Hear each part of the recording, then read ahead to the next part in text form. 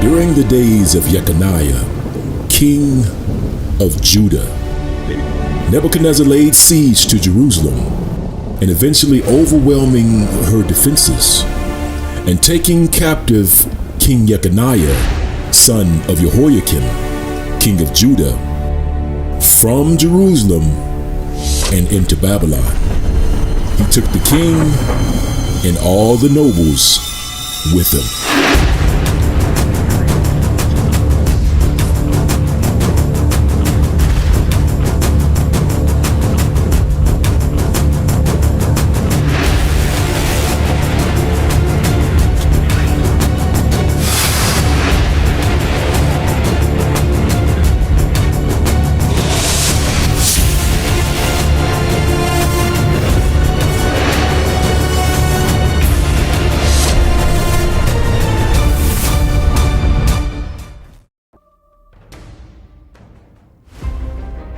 As the following reference reads, which Nebuchadnezzar, king of Babylon, took not, when he carried away captive Jeconiah, the son of Jehoiakim, king of Judah, from Jerusalem to Babylon, and all the nobles of Judah and Jerusalem. You see, fam, it's important to note that the royal Yaya Negroes of Spain and Portugal trace their lineage back to this very same King Jeconiah, son of King Jehoiakim, king of Judah. In fact, their lineage can be traced all the way back to King David, or Daoud. And in this reference, fam, you can see a genealogy of the Yaya Negroes going all the way back to King David, which you can find on the top left under Roman numeral 2, where you'll see David. And then also under Roman numeral 2, near the bottom of that section, you'll see Jehoiakim, and you'll also see his son, Jeconiah. Now, it's also important to stress that it was the descendants of the king of Judah who were called the Yayas, who were also called Negroes. In other words, fam, the word Negro, it literally traces back to the descendants of King David, or King Daoud. As the following reference reads, Yaya, a Portuguese family of the Middle Ages, members of which were prominent in Portugal, Spain, Italy, and Turkey. Certain individuals of the family bore the additional cognomen Negro, with reference to the Moors from whom several of their estates had been obtained. The more prominent members of the family are as follows. Yahya ibn Yaish flourished in Lisbon in the 11th century, died about 1150. He was held in high esteem among the Jews, and King Alfonso I honored him for his courage. After the conquest of Santirum, the king presented him with 2 country houses that had belonged to the Moors, wherefore he assumed the name Negro. Hallelujah. So you see, fam, not only were the descendants of Jehoiakim or Jeconiah in Spain, according to their genealogy, but we also see that they themselves stated that they were from the house of Judah, from the lineage of King David. As the following reference reads, the Spanish Jew are the true descendants from the tribe of Judah and the royal house of David, and were settled in Spain from the time of the captivity of the first temple by Nebuchadnezzar. And the next reference reads, the Western Jews pretend, moreover, that some of the most considerable families of the tribes of Judah and Benjamin went and settled in Sephard or Spain. And the next reference reads, but to come to rabbinical authors, Abarbanel, in his commentary on Zechariah, the Lord also shall save the tents of Judah, affirms that at the desolation of the first temple, 2 families of the house of David came and settled in Spain, one at Lucena and the other, the Abarbanels, at Seville. And from these came 1,000 offshoots. And on the right side of the page it reads, at a conference held in Aragon before the anti-pope in 1414, This number was also given by the Jews. Abarbanel afterwards gave the same number, but divided it into 40,000 families of Judah and 10,000 families of Benjamin and the priests. The scepter of Judah still later says that the number of Israel brought out of all Palestine into Spain at that time exceeded the number of those brought out of Egypt by Moses. And the next reference reads, King Alonso, whence we may learn, if we can believe it, that a king of Spain who had assisted Nebuchadnezzar in reducing Jerusalem brought an enormous population into Spain, all from either the family of David or at least from the tribe of Judah, and that the royal family resided first in Seville, then in Granada, adding that the exiles afterwards had their numbers greatly increased by fugitives from the desolation of the Second Temple. Family. Reference after reference, page after page, shows that the Spanish and Portuguese brews stated that they were descended from the house of Judah and descended from King David.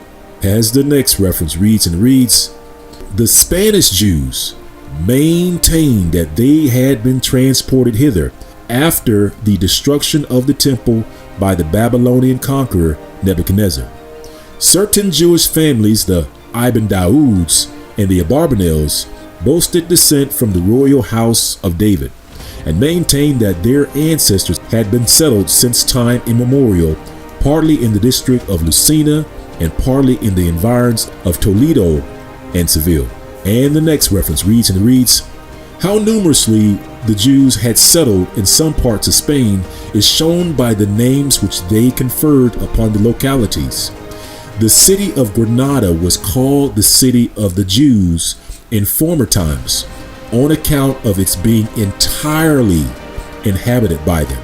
Jumping ahead to the right side of the page, it reads, the numerous Spanish Jewish family of Nasi, which means prince in Hebrew, also traced back its pedigree to King David and proved it by means of a genealogical table and seals. The family Alabalayas was more modest and dated its immigration only from the destruction of the Second Temple, and family tradition runs to the effect that the Roman governor of Spain begged the conqueror of Jerusalem to send him some noble families from the capital of Judea, which is the territory of Judah, and that Titus complied with his request.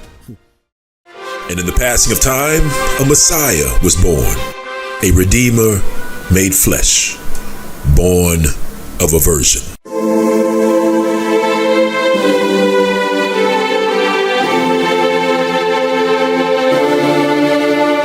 The Messiah would give sight to the blind, make the lame walk, cause the lepers to be cleansed, the deaf to hear, raise the dead, and preach the good news to the poor. Indeed, the Messiah had come for his people, Israel, to trade his life for theirs, so that they could be redeemed. What greater love is there than this, than to lay down one's life for another, for his people?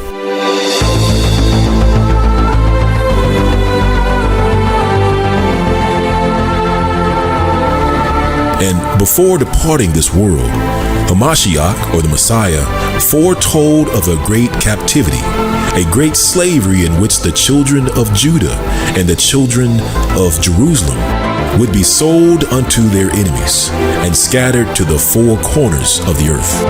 Luke chapter 21, verse 24 reads, and they shall fall by the edge of the sword and shall be led away captive into all nations.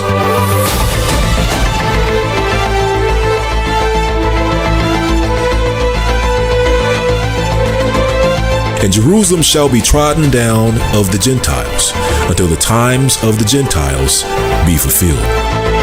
And Jerusalem would indeed fall in the year 70 AD under the might of General Titus, who would breach the foreboding walls and towers protecting Jerusalem, carrying away the good and precious things of the Most High Yah, and laying waste and plunder to his people, the house of Judah.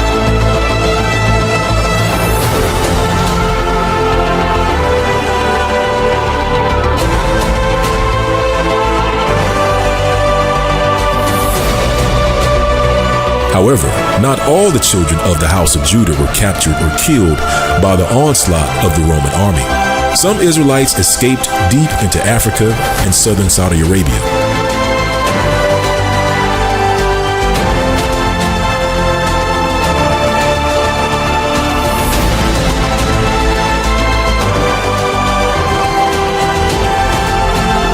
These wandering fugitives of Rome would find temporary reprieve from Rome's iron grip. However, it was only a matter of time before the descendants of Rome would track down, capture, and enslave the children of the house of Judah and send them as slaves to the four corners of the earth.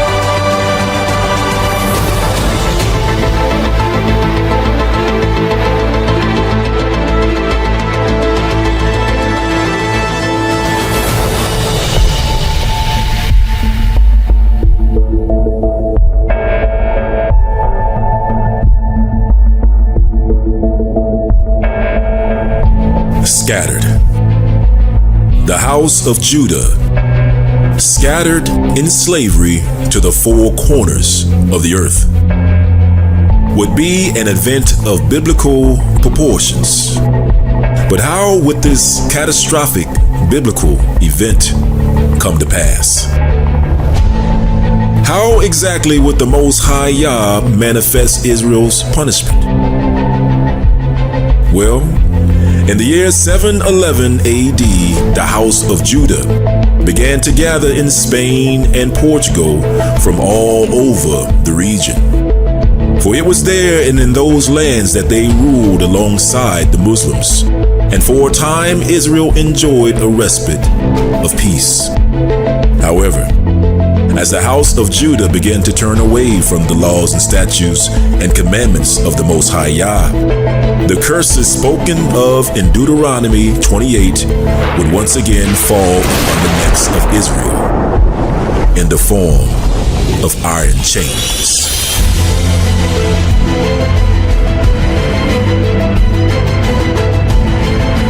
First, Spain and Portugal would punish their refugee Israelites by sending them to the west coast of Africa, where by the law of King Manuel I, which was called the Manuelian Ordinances, would authorize the capture, killing, and enslavement of the house of Judah to the west coast of Africa.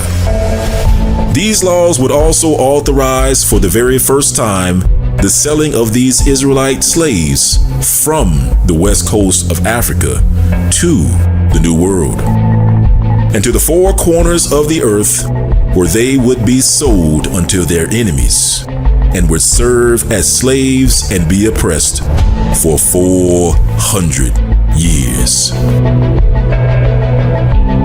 For it was there that the vision shown unto Father Abraham would come to pass.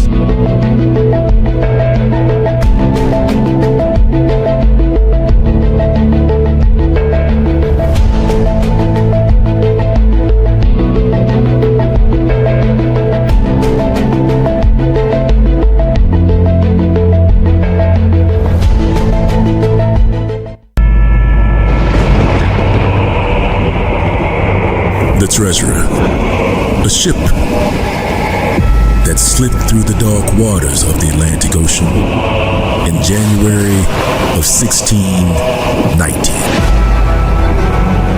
and headed towards the Bermuda Island, a conspicuous colonial vessel hidden among the tall, long shadows of the Caribbean Sea, where she would sit and wait and be joined by another hunter, a Dutch man of war.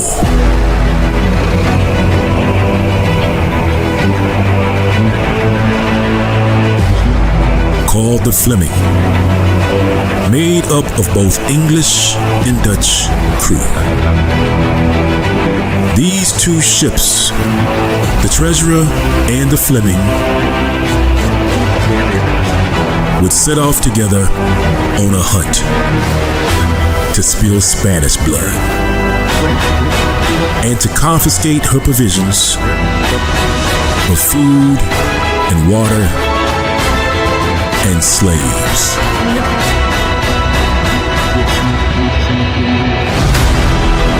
They scanned the horizon until the San Juan Bautista came into view. They emerged from the fog. These two ships closed quickly until their guns and cannons were in range.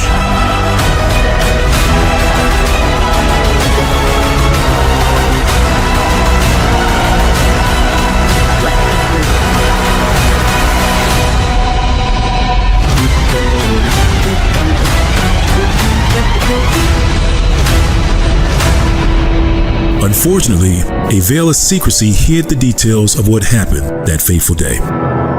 For you see, what transpired was clandestine, illegal, and straight piracy. And these two ships, the Treasurer and the Fleming, would soon discover the magnitude of their brazen acts. And as they turned and made their way back to Jamestown, Virginia, both ships had payloads of Negro slaves. Now, the Fleming would arrive first, just outside of Jamestown, Virginia, at Point Comfort, for she reached the port just a few days ahead of the Treasurer, where she would unload her now infamous 20 and odd Negroes.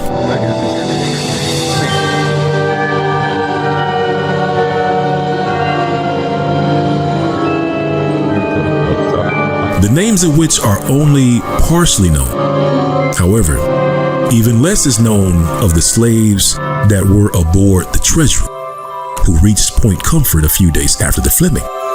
You see, her slaves aren't even listed in history books at all. Now, there are some rumors that these slaves were turned back and sent to another location, while other historians are convinced that the slaves aboard the Treasurer also disembarked at Jamestown. Either way, these enslaved people would be the cause of a great scandal that would reverberate across England, Spain, and the Netherlands. Because during the time of the reign, both England, Dutch had treaties with Spain not to raid their ships. And this act was a breach of the truce. And as far as the colony was concerned, they could deny any association with the Fleming. However, the Treasurer was their ship, and it would undoubtedly lead Spain right back to Jamestown. And this caused great fear in Jamestown and was the reason they sent the Treasurer away from the colony.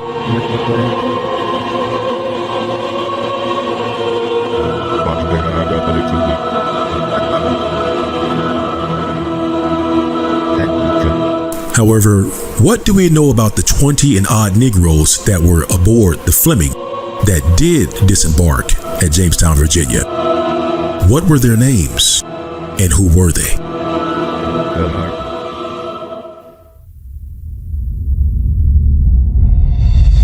Jamestown, Virginia.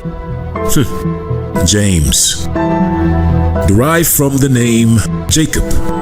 In other words, Jamestown, Virginia, actually means Jacob's Town. And in this town of Jacob, we witnessed the arrival of 20 and odd Negroes in the fall of 1619.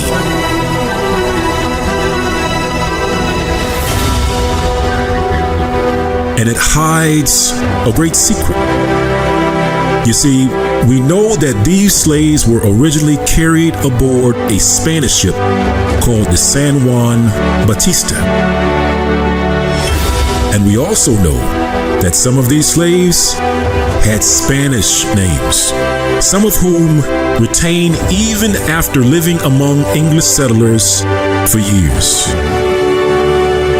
And so, by name, many of these slaves were simply listed as Negro or a Negro. However, out of all the slaves listed on that fateful ship on that fateful day, only 2 of the slaves are listed by first name and last name. Spanish first names and last name, referred to as the first black settlers of Jamestown, Virginia.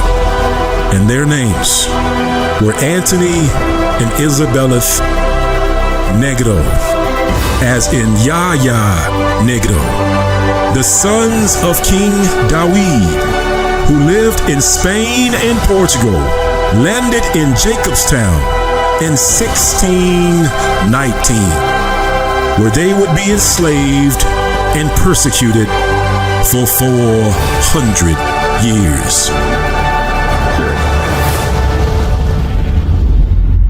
Wait, what? It couldn't be. You mean to tell me that it's been there the whole time, right in front of our faces?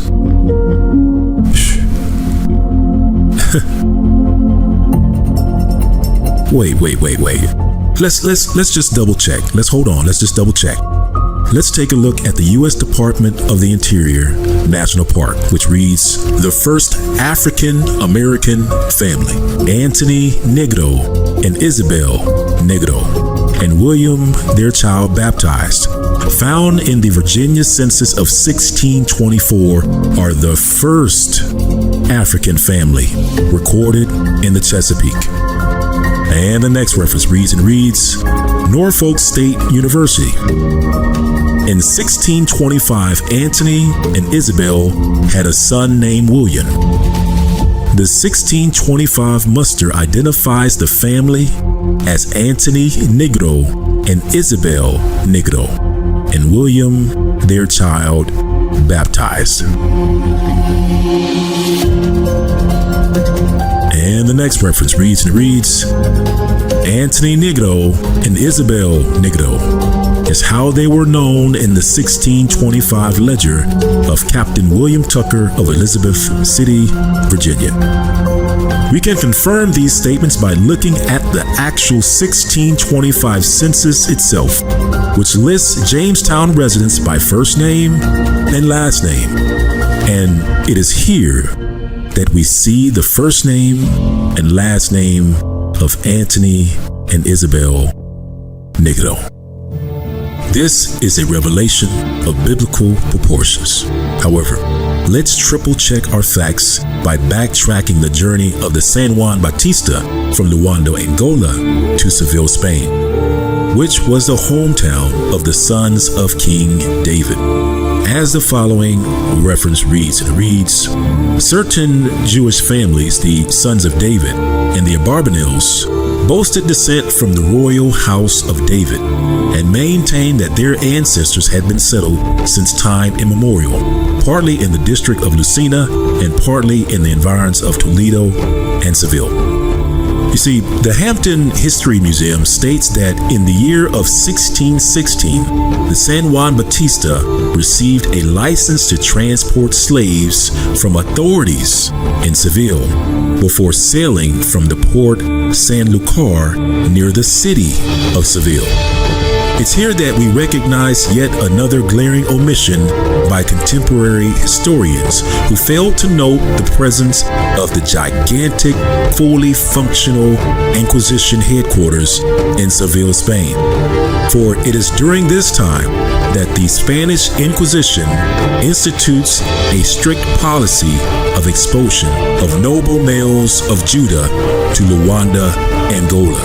In fact, Angola was repeatedly listed as the first stop of exile for noble male Jews.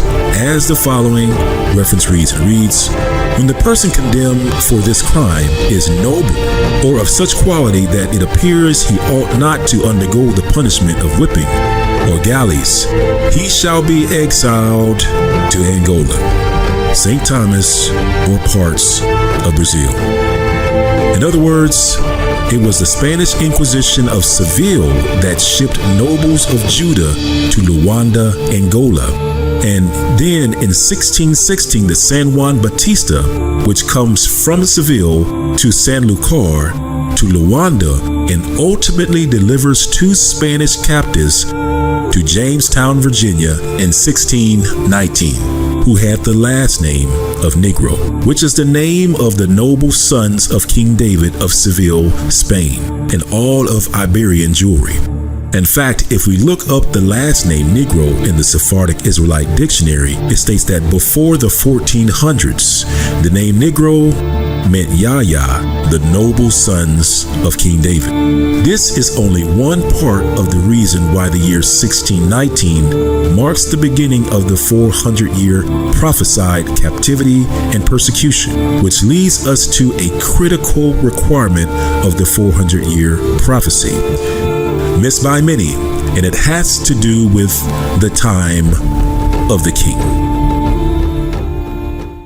The first African-American family, Anthony Negro and Isabella Negro, as in Yahya Negro, who is the descendant of King David himself, who started the 400 years of slavery and persecution in what would become the United States of America. You see, to understand the 400 years, you have to understand a biblical concept that I call the king's time. That's the king's time. So throughout Scripture, whenever the Most High would render judgment against a nation, he would render it according to that nation's king. You see, when it comes to nations, the Most High Father deals with kings, king to king. He is an Elohim of order. For example, when the Most High rendered judgment against Egypt, he did what? He dealt directly with Pharaoh, king of Egypt. When the Egyptian army was judged before the eyes of Israel, it was Pharaoh himself, along with his army, that was swallowed up by the Red Sea. It was the king's time. And when the Most High Yah rendered judgment against Assyria, he dealt directly with the king of Assyria, king to king. Isaiah chapter 10, verse 12 reads, "Wherefore it shall come to pass that when Yahuwah has performed his whole work upon Mount Zion on Jerusalem, I will punish the fruit of the stout heart of the king of Assyria and the glory of his high looks." Another example can be found with King Belshazzar, king of the Chaldeans. After the Most High wrote the following words on the wall before the face of the king, and shortly thereafter, the king was slain and his nation was conquered. King to king. Daniel chapter 5, verse 25 reads, "And this is the writing that was written, Mene, Mene, Tekel, Upharsin. This is the interpretation of the thing. Mene, Yahuwah has numbered thy kingdom and finished it. And in that night was Belshazzar, the king of the Chaldeans, slain. And Darius the Median took the kingdom, being about 62 years old."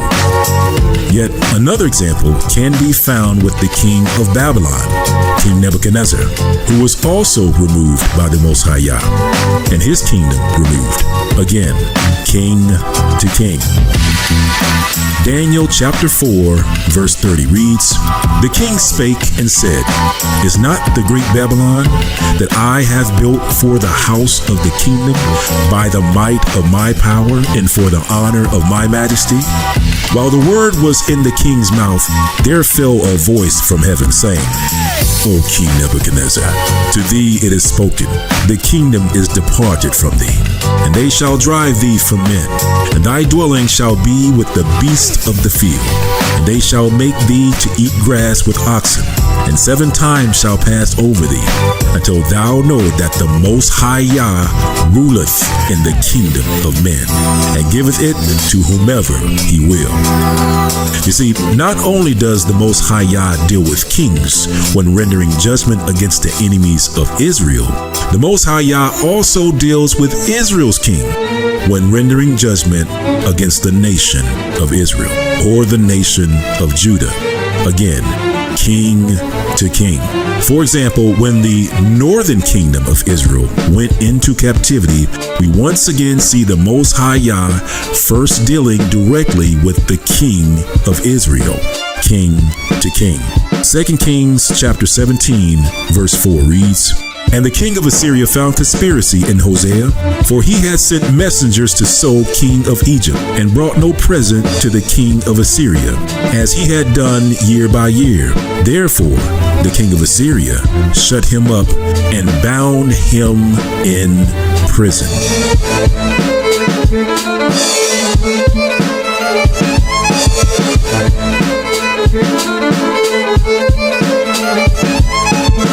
Then the king of Assyria came up throughout all the land and went up to Samaria and besieged it 3 years.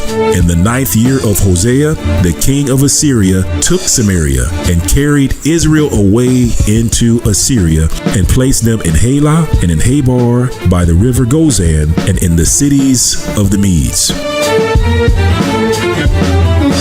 You see, we even see this pattern of the Most High Yah first dealing with the king of a nation before rendering judgment against that nation. We even see this pattern when the Heavenly Father Yah deals with the southern kingdom of Judah. For when the kingdom of Judah went into the Babylonian captivity to fulfill the prophecy of the 70 years in captivity, we see King Jeconiah taken by the king of Babylon, again, king to king. In other words, the time of Judah's captivity is marked by the captivity of the king. Jeremiah chapter 27, verse 19 reads, "For thus says Yahuwah of hosts concerning the pillars, and concerning the sea, and concerning the bases, and concerning the residue of the vessels that remain in the city, which Nebuchadnezzar king of Babylon took not, when he carried away Jeconiah son of Jehoiakim king of Judah, from Jerusalem to Babylon."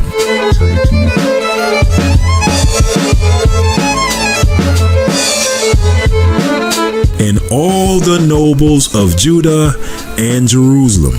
Yea, thus says Yahuwah of hosts, the Elohim of Israel, concerning the vessels that remain in the house of Yahuwah, and in the house of the king of Judah and of Jerusalem, they shall be carried to Babylon, and there shall they be until the day that I visit them, says Yahuwah.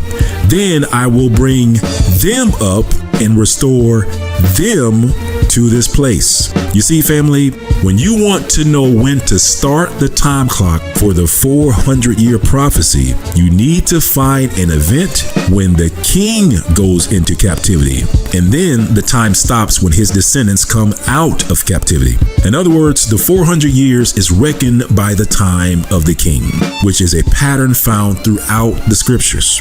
The 400 years doesn't start when a Israelite goes into captivity. It starts when the Israelite goes into captivity, the sons of King David. This is why confirming that the descendants of King David are listed as the first African family in Jamestown, Virginia in 1619, marking the beginning of the 400 years of slavery and oppression. This is why 1619 is the only confirmed date for the 400-year prophecy to date. It's the only one that fulfills the pattern of the king.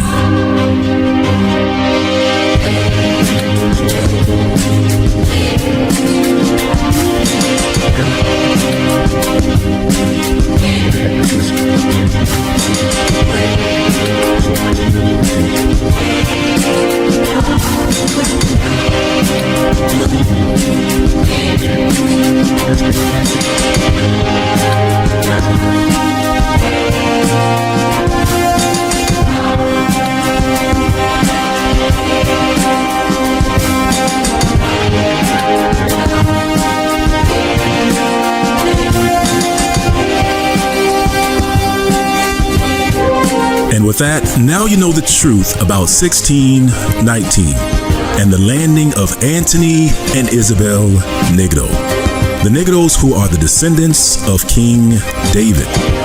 And so if you like this documentary, please like and share this video, and click on the subscribe button if you're not already subscribed to this channel.